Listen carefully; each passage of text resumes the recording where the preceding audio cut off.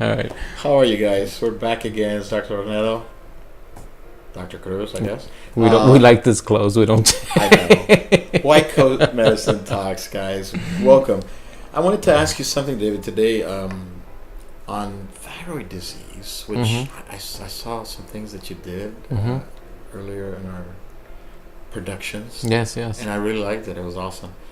And I thought about I have seen more thyroid problems in our community Mm-hmm. than almost any disease affecting this community, and maybe because we're like checking it and testing it, etc. Mm-hmm. What's your experience so far, and what do you think the reason is that there's more thyroid disease?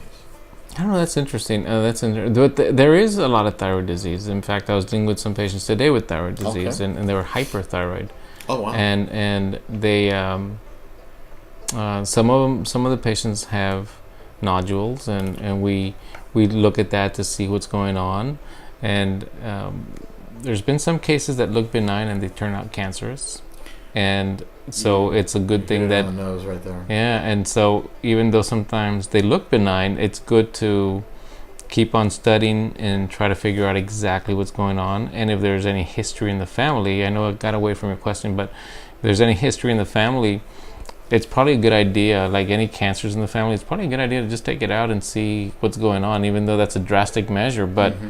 we've had patients that take it out and they realize, oh, there's cancer there. Yeah. And so it's good to follow up. Don't lose track of that. Make sure, even though you may not feel bad with thyroid disease, sometimes you have to follow it up to make sure that you treat it right. Exactly. And why there's more thyroid disease, I don't know. It might be something with the diet as well. It might There's be in the something water. we do it. It's I I'm don't not think just it's in the thinking about water. that. I like to say that, right? It's We're in on the radio. water. It's in the water. Well, everything is in the water except thyroid disease. I know, right? I'm Not. thinking it's not But- going to be there, but No, but yeah, It's everything amazing. else is. I don't know, man. It's something that we see often. We do test for it all the time. Every wellness exam we do, and probably intermittently between the wellness exams we do it, and we look for that thyroid disease. We always look for symptoms, and I think the doctors are on top of that, and I think that's why we I think follow that's it so exactly well. what you said. Yeah, Yeah. the more people looking at it, and in my practice, my experience has been like, I mean, the other day I saw a young, I want to say she's like 16-year-old Mm-hmm. with she came in with anxiety, Mm-hmm. and we were trying to evaluate it, and part of that evaluation is go screen for Mhm. thyroid, and we saw that some of the numbers were elevated, and she had palpitations, all the things that you Yikes. see. Yeah. Yeah. And her numbers were up. T3 was high and TSH was suppressed, and but it's hard to get some of our patients, because like being in primary care, we Mm-hmm. try to take care of everything in our area, but finding pediatric endocrinologist, It's hard. yes. So we had to put her on some meds, try to keep her balanced, and we're just trying to. She's not having any acute events, so she's stable. Right. But to find a pediatric endocrinologist, which I think I remember reading one in some of our Yeah. Well, Robert Robert Thomas. Ferry in San Antonio. exactly, Is, and that's the person I remember Yeah. telling this lady for her daughter, and she said that they were going through the other hospital down the street in Corpus, Mm-hmm. and I said, if you have no trouble, if you can't get in there, tell me so I can help you through this. Right. Young man. Yeah. Young man. Or he's probably already. Young man. He's alright. Well, he's a little younger He's a than little us, younger. That's probably why I said. Yeah. So yeah, and but no, I've had people with asymptomatic but a nodule or something Mhm. of a sore throat, or I feel my throat, I feel this swelling, and I can't then you- swallow it. exactly. Exactly. You find this nodule bigger than normal. Yeah. And then I remember hearing it from one of the endocrinologists saying, chances are very little, like 5%, and then it finds out that That it's there. exactly. Yeah, And that's what, like, I'm like, wow. It just startled me more than I bet it startled him even more, thinking, Oh yeah. 20 years of experience with endocrinology, and yeah, it's probably going to be fine. But then that turned out to be the one. It's not. Yeah, and I've had some patients that are a little hyperthyroid, just their numbers are a little bit off, and they take selenium, and that There you go. that tends to help. Yes, and it does. they do fine. Yes, so, yes. So and I do the recommend diet. that. Remember talking about diet again, David? If Diet. you look at the diet, it's like if you keep away from grains and sugars, it's like that's like the answer for most of the guys. So, but but thyroid disease is something to really be concerned about. It's in January.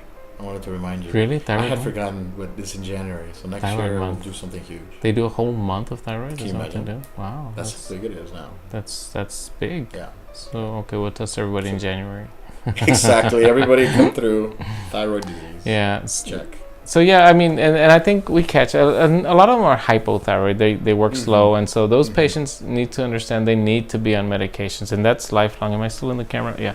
So it's lifelong treatment because once your thyroid doesn't work, a lot of them will blame the weight. Do you notice that? Do you think it's just the way it is? Because a lot of them say, "Hey, I'm working out, but I'm still sluggish." Yeah. What do you tell somebody like that? Like a subclinical. If their TSH, so normal is from like 0.3 all the way to 4, 4.5, something like that. If their TSH is closer to the 4 and maybe a little bit above, and they're feeling fatigue, I'll treat it. Yeah, I'll treat them down to a 2 or a 1. The symptomatic part. You know, if they're fatigued and it's there, we treat it and bring it down to a 1, make sure that they're doing okay. But sometimes you find that they're still sluggish, even at that. Exactly. And so then maybe you go back to the diet again, right? That's what you're trying to tell me something today, David. So I guess that's where you go again, man. Get off the stuff. I know. You know, but